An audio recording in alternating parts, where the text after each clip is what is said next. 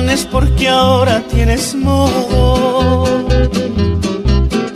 ni te sientas superior a los demás. En el mundo pasajero somos todos. Lo que hoy tienes a otros dueños pasará. Date cuenta que el dinero en nuestras manos fácilmente como el agua se nos va. Se te acaba si bien gastas o malgastas.